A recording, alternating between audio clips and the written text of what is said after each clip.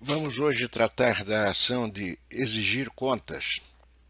É uma figurinha jurídica que encontra-se prevista nos artigos 550 a 553, esse é o parágrafo único do nosso Código de Processo Civil, e é uma figurinha que sofreu com o advento do Código de 2015 algumas modificações. Ela estava prevista no Código de 73 como ação de prestação de contas. E é uma forma de prestação de contas. O que alterou então? É que pelo Código de 73 a legitimidade para a prestação de contas, e aí ele vinha como ação de prestação de contas, era tanto daquele que tinha o direito de exigir as contas como aquele que estava obrigado a prestá-las. Então, o que ocorria quando alguém, por alguma razão, se recusava a prestar as contas que, por força de contrato ou determinação legal, teria que fazê-lo, aquele que te, por lei ou por contrato teria esse direito, ele ingressava em juízo e requeria a prestação de contas. Da mesma forma que, quando havia recusa por parte daquele que teria o direito de recebê-la, aquele que estava obrigado a prestar essas contas, ele poderia ingressar em juízo e realmente apresentar essas contas de uma forma natural e legal. O que alterou então? Com o CPC de 2015, como procedimento especial, previsão legal, somente aquele que tem o direito de exigir é que pode exercitar essa figurinha jurídica. O que tem a obrigação de prestá-la, se houver recusa por parte de quem tem o direito de recebê-las, receber essas contas, ou exigir essas contas, ele poderá fazê-lo agora através do procedimento comum. Não aqui mais como procedimento especial. Então vamos lá. O conceito é um conceito simples que nós encontramos. É um meio através do qual se exige daquele que for encarregado, seja por acertamento, que é ajuste convencional, contratos, né? Ou por determinação legal, que são as nomeações, de administrar bens, valores e interesses de outrem, ou ainda de bens comuns, a prestação de contas com a finalidade de demonstrar o resultado da administração. Ou seja, o que se objetiva com a ação de exigir contas? Conhecer da administração propriamente dita, sem se preocupar com o resultado que nós vamos falar mais adiante. As espécies de obrigações que ensejam a ação de exigir contas são duas. A primeira, convencional, que são aquelas obrigações pactuadas através do livre consenso das partes, que são os contratos, né? Propriamente ditos. Por exemplo, mandato mercantil, contrato de distribuição, contrato de representação comercial e outros tantos que existem no nosso ordenamento jurídico que vocês já tiveram a oportunidade de estudar por ocasião dos próprios contratos lá em direito civil. A segunda espécie é por determinação legal, são aquelas decorrentes de nomeações judiciais, como, por exemplo, curador, tutor, inventariante, administração de falência, insolvência, dentre outros.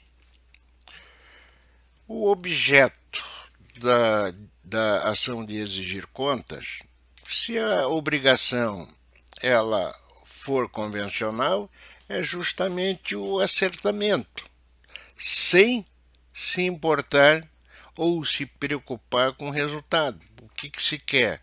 É conhecer da administração propriamente dita. Já nas obrigações decorrentes de determinação legal, que são aquelas que nominei anteriormente, tutor, curador, inventário e por aí afora, é a simples prestação de contas dessa administração, mas não quer dizer que se houver uma sentença condenatória, vamos conversar um pouquinho mais na frente, que essa simples prestação não venha a trazer efeitos e penalidades para aquele que tinha a obrigação de justamente prestá-las.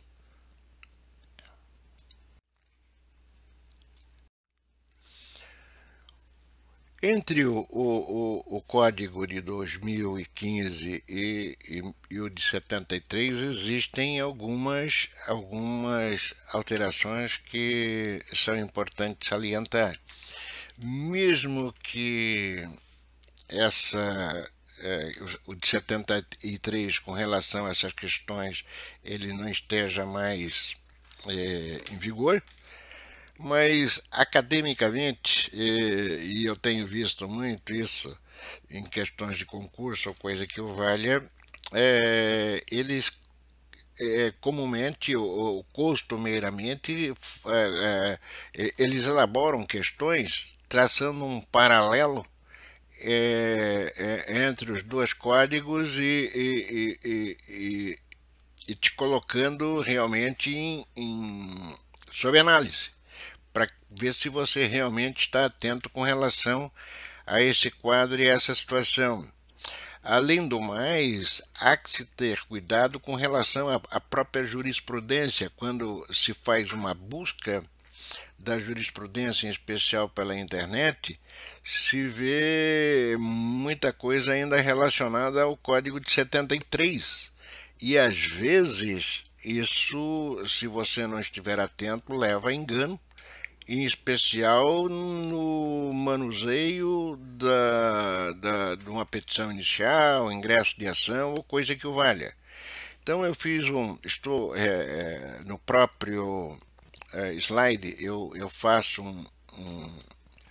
um elo comparativo e digo exatamente aquilo que mudou para que você fique atento, do qual eu vou repetir aqui. Então, a primeira alteração importante, ele mantém o Código de 2015 como ação típica, vou repetir, apenas a prestação de contas pleiteada por quem tem o direito de exigi-la. Pronto. Quem tiver a obrigação de prestar, vai lá para o procedimento comum. É outro ordinário, outro tipo de movimento processual. Então, ação típica é para prestação de contas só para quem tem o direito de exigi-la. Primeira modificação, primeira alteração importante. E com isso eu já citei a segunda modificação, ou seja, aquele que estiver obrigado de prestar contas e necessitar fazê-lo judicialmente, deverá observar o procedimento comum.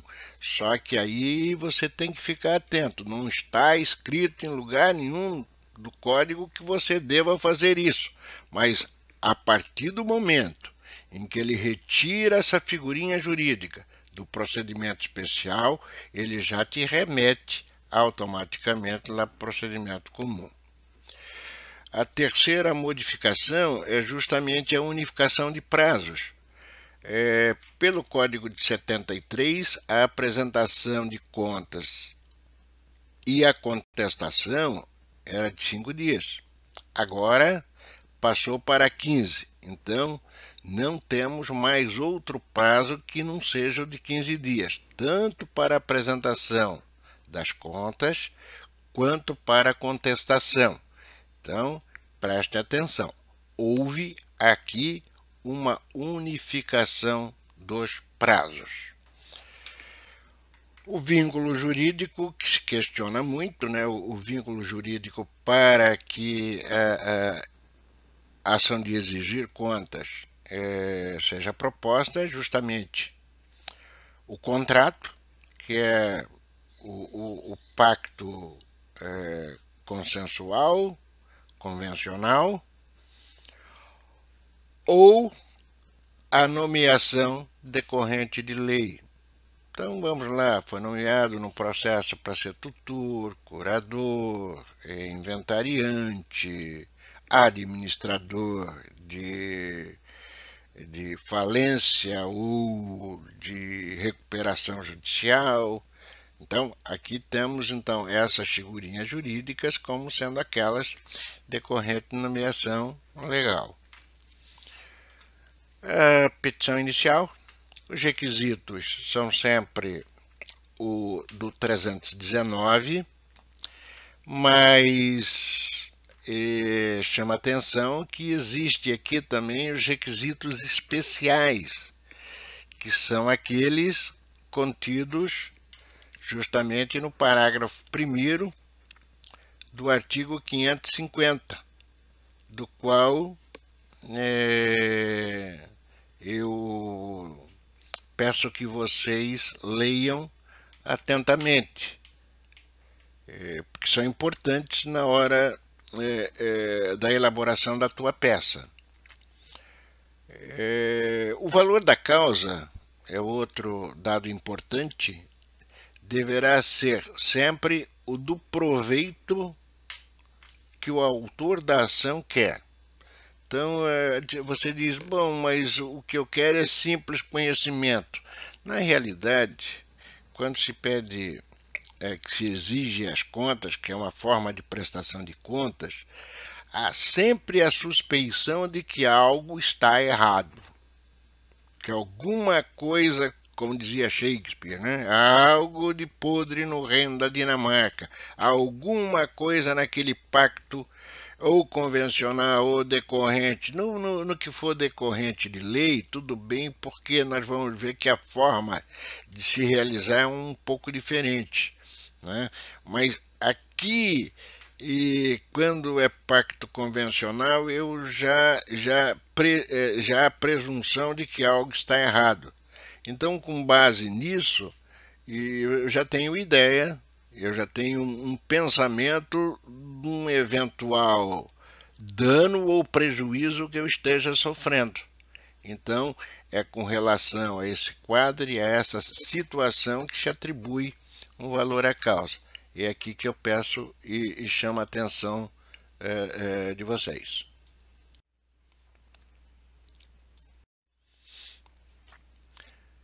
Possíveis reações do réu.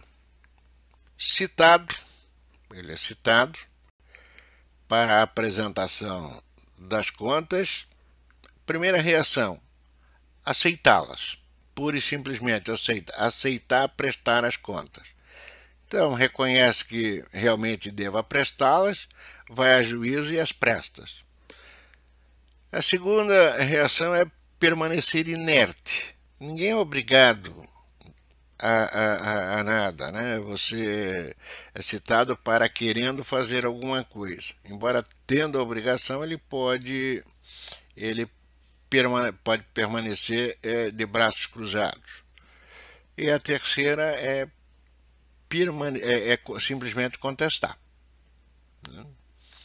Os efeitos destes atos.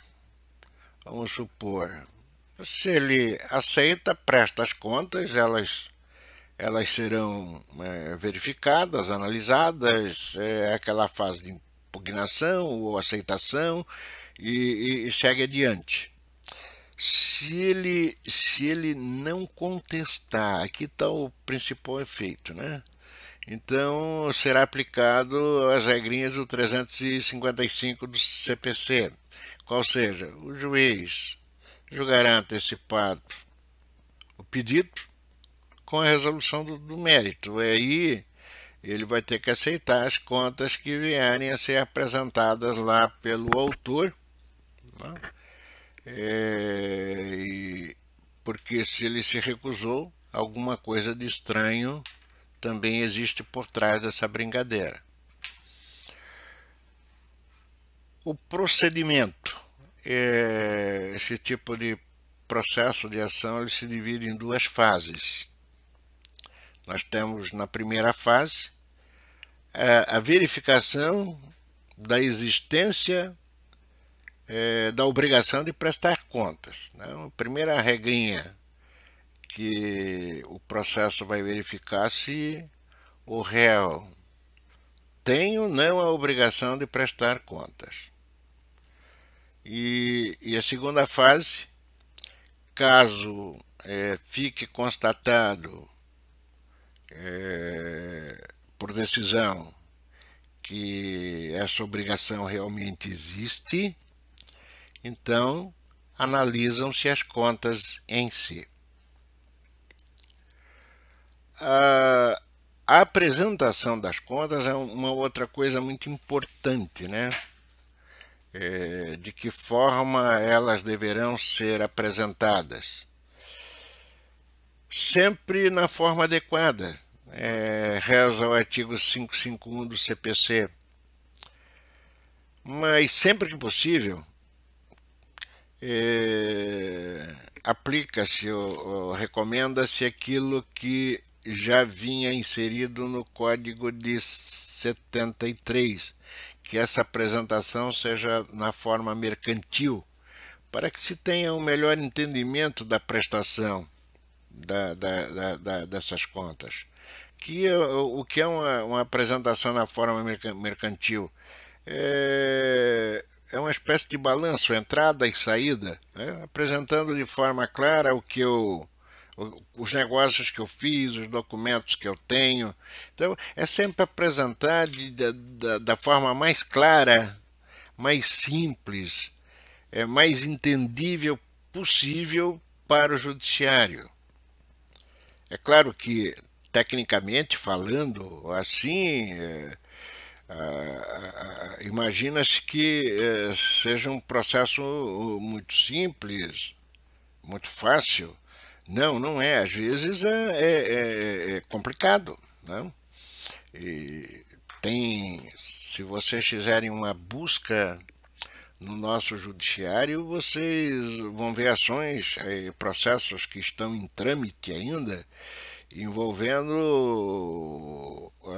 brigas por valores consideráveis, tipo entre sócios com aporte de capitais e uma série de outras coisas que não, dentro daquele ajuste, às vezes trocados por e-mail ou coisa que o valha, não tiveram a aplicação ou o retorno exato pactuado, ou a aplicação na forma pactuada. Então, a apresentação dessas contas, elas devem ser realmente de forma a mais simples, mais clara e mais adequada possível. Até porque o juiz de ofício ou a requerimento da parte, ele pode, geralmente tem, tá, gente? Isso não é parte contábil, documentos, ele pode determinar uma perícia.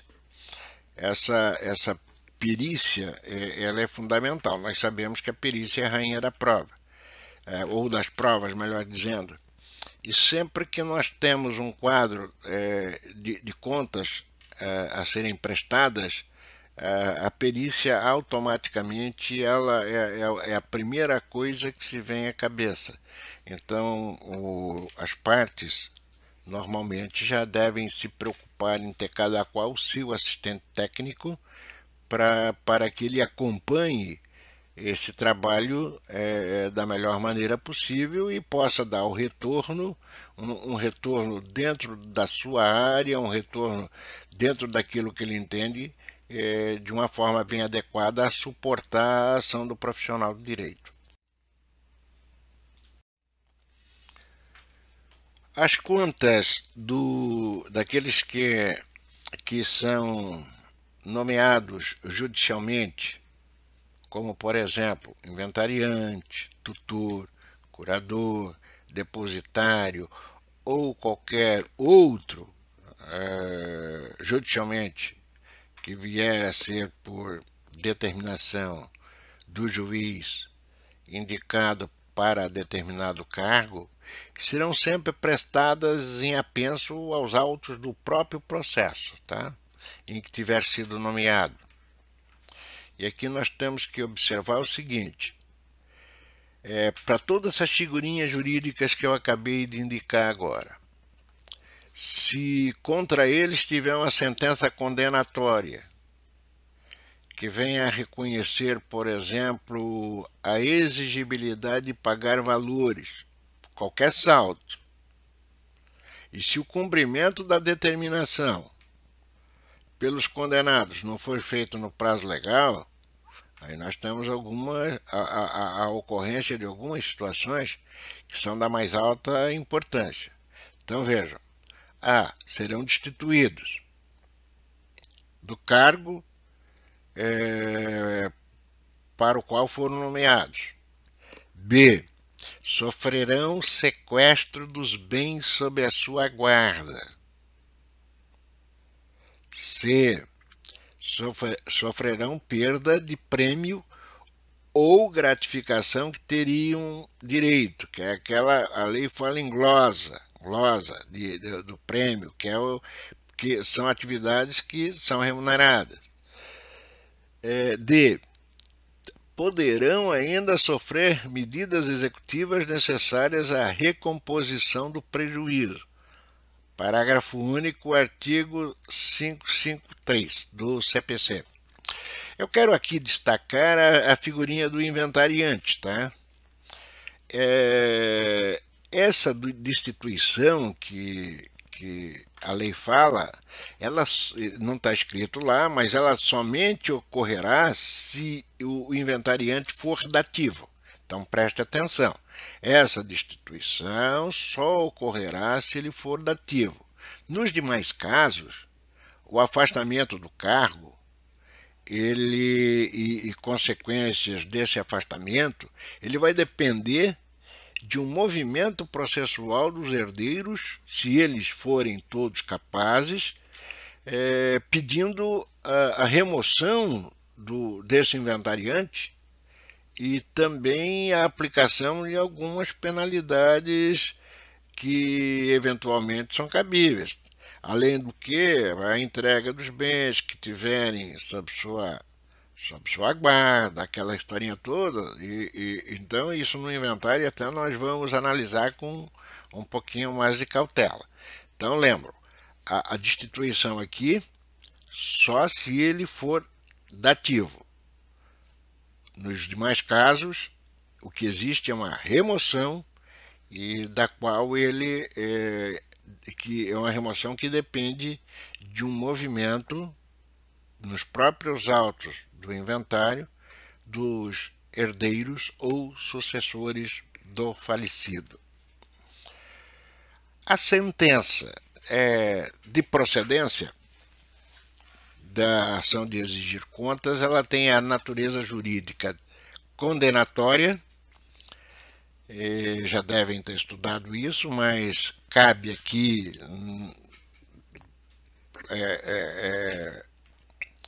enfatizar, com força mandamental, já que obriga também o réu a prestar as contas.